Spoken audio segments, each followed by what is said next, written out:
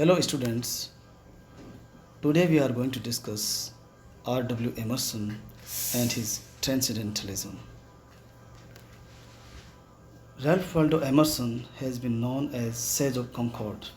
He is truly the center of the American Transcendental movement, which was a philosophical movement in the late 1820s and 1830s as a result of reaction to rationalism. It was influenced by Romanticism, Platonism, Kantian philosophy, and Hindu scriptures. Most of his ideas related to Transcendentalism are contained in a little book, Nature, which was published in 1836. Emerson is regarded as the father of American Transcendentalism and is the founder of the Transcendental Club in Concord and its organ, The Dial, one of the most influential quarterly of the mid-century. The other important American Transcendentalists are Frederick Henry Hedge, Theodore Parker, Henry David Thoreau, Margaret Fuller, etc. The book Nature has been called the Bible of Transcendentalism. Now we come to the meaning of Transcendentalism. Transcendent means above and beyond the physical world or the world of the senses. It is the divine world into which a transcendentalist believes. The divine cannot be understood by the use of reason, but can be felt and experienced by the spirit through intuition. Emerson uses the term oversoul for the divine. Transcendentalism attempted to define spirituality and religion. The external world is the outer covering of the divine. It is the manifestation of the divine. Man can become one with the divine through the agency of nature, which speaks to the soul and not to the reasoning faculty. Thus, Emerson emphasized on the oneness of God, man, and nature. Transcendentalists encouraged and taught man to rely on himself, on his natural instincts, impulses, and intuition, not on any authority outside himself or on tradition, however sacred or old. In this way, Transcendentalists stressed the value of the individual and dignity of the human soul. Thus, the teachings of the Transcendentalism harmonized with the rise of democracy, the rise of Romanticism. As in both Romanticism and democracy, the worth and dignity of the individual is emphasized. Because of the omnipresence of divinity or God or our soul, everything in the world is microcosm, containing within itself all the laws and meaning of existence. Similarly, the soul of each individual is identical with the soul of the world or our soul. In Nature, which has been called the Bible of Transcendentalism, Emerson expresses his basic concepts of man, nature, and God. He places man at the center of nature. Nature is helpful to him in the realization of his higher ends and in the fulfillment of his destiny.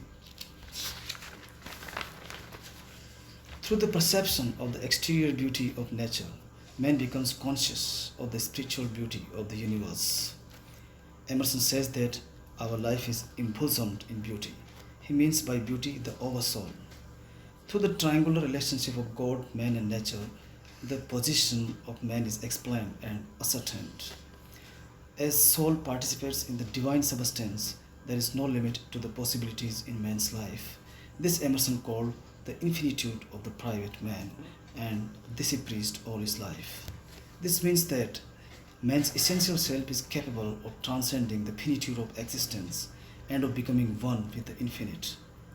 Emerson stresses upon the freedom of the individual. The various faculties of man must be given free scope to develop to the fullest extent.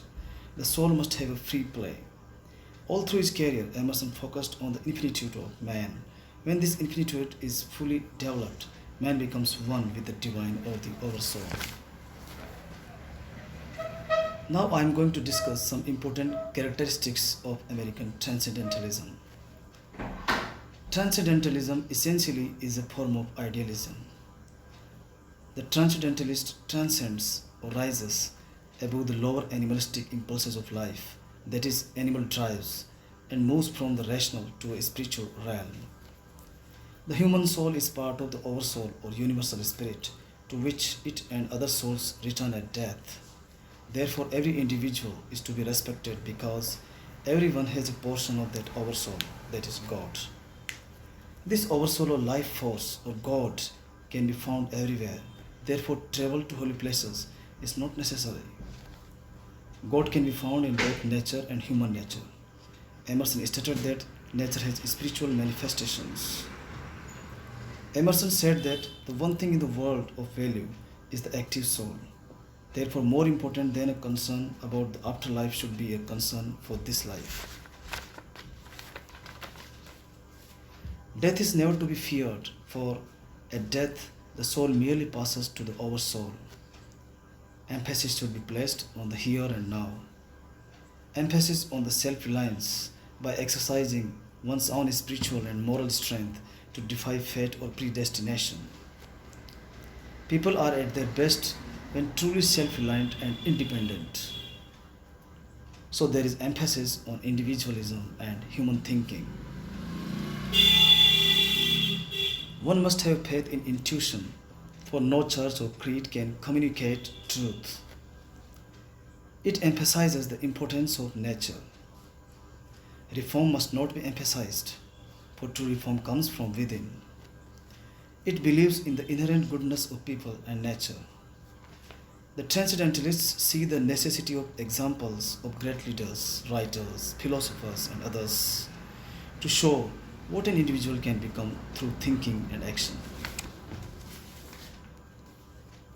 So today we have discussed the meaning and concept of Transcendentalism as given by R.W. Emerson and other American Transcendentalists.